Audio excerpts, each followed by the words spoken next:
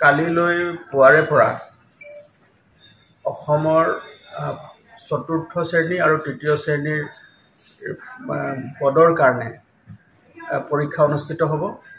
গোটেই সমগ্ৰ অসমতে হ'ব আৰু তাৰ লগতে আমাৰ কাছাৰ জিলাত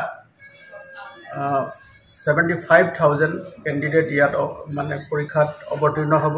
গতিকে এই বৃহৎ সংখ্যক যি পৰীক্ষাৰ্থী আমাৰ ইয়াত উপস্থিত হ'ব তেওঁলোকৰ কাৰণে আপোনালোকে জানে যে দুখনকৈ ট্ৰেইনৰ ব্যৱস্থা কৰা হৈছে।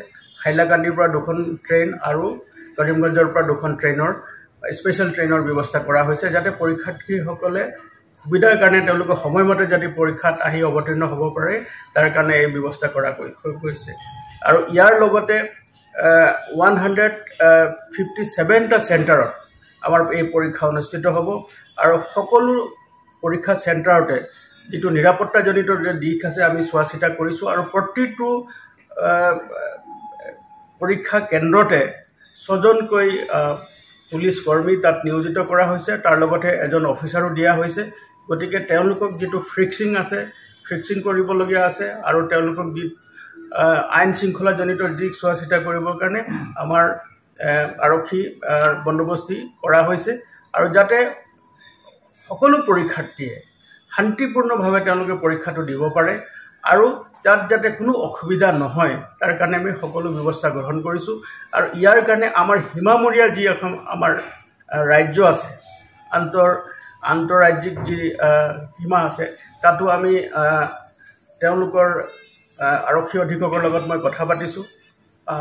ইষ্ট জয়ন্তীয়া হিলছৰ আৰক্ষী অধীক্ষকৰ লগত কথা পাতিছোঁ, কলাশিব জিলাৰ আৰক্ষী অধীক্ষকৰ লগত কথা পাতিছোঁ আৰু জিৰিবাম আৰক্ষী অধীক্ষকৰ লগত আমি মিটিং কৰিছোঁ। তাৰ লগত যিবিলাক হেভি যান বাহন আহে, মানে যিবিলাক ট্ৰাক, টেংকাৰ আৰু ডাম্পাৰ যিবিলাক গাড়ী আহে সেইবিলাক আমি নিয়ন্ত্ৰিত কৰিছোঁ।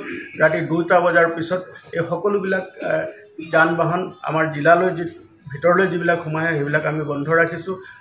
আবেলি 3:30 বজালৈকে পৰীক্ষা শেষ হোৱাৰ পিছতহে আমি সেইবিলাক আহিবৰ কাৰণে দিম। আৰু তাৰ লগতে আমাৰ জিলাখনৰ ভিতৰত যিবিলাক ডাঙৰ ডাঙৰ গাড়ী মানে তেওঁলোকে যাবৰ কাৰণে যি ভিতৰত সোমাই আছে তেওঁলোককো ৰাতিৰ ভিতৰতে আমি তেওঁলোকৰ গন্তব্যস্থানৰ কাৰণে যাবলৈ আমি ৰাওনা কৰি দিম। গতিকে সম্পূৰ্ণৰূপে আমি এনেকুৱা এটা পৰিৱেশ আমি দিব বিচাৰিছোঁ যিসকল ছাত্ৰ ছাত্ৰী আৰু যিসকল পৰীক্ষাৰ্থী আছে, যাতে তেওঁলোকৰ এই পৰীক্ষাটিত অৱতীৰ্ণ হ'বৰ কাৰণে যাতে কোনো ধৰণৰ অসুবিধা নহয়। গতিকে সেইখিনি আমি ব্যৱস্থা গ্ৰহণ কৰিছোঁ। তাৰ লগতে এটা সমগ্ৰ টাউনটোৰ লগতে জিলাখনত এটা ট্ৰেফিকৰ যান বাহনৰ আমি এটা নিয়ন্ত্ৰণ কৰিবৰ কাৰণে এটা বিশেষ ব্যৱস্থা আমি গ্ৰহণ কৰিছোঁ আৰু সেই বিশেষ ব্যৱস্থাটো আপোনাৰ মাধ্যমৰ জৰিয়তে আমি ৰাইজৰ মাজত সেইটো প্ৰচাৰ কৰি দিব বিচাৰিছোঁ, যাতে তেওঁলোকক যিসকল পৰীক্ষাৰ্থী ইয়াত আহিব আৰু তেওঁলোকৰ অভিভাৱকো যিসকল ইয়াত আহিব তেওঁলোকক যাতে ইয়াত অহা যোৱাত আৰু পৰীক্ষা কেন্দ্ৰলৈ যাওঁতে যাতে কোনো অসুবিধা নহয়, পাৰ্কিঙৰ ব্যৱস্থাৰ কাৰণে গাড়ী ৰাখিবৰ কাৰণে যাতে তেওঁলোকে সকলো কথা গম পায়, তাৰ কাৰণে আমি এই সকলো ব্যৱস্থা আমি গ্ৰহণ কৰিছোঁ।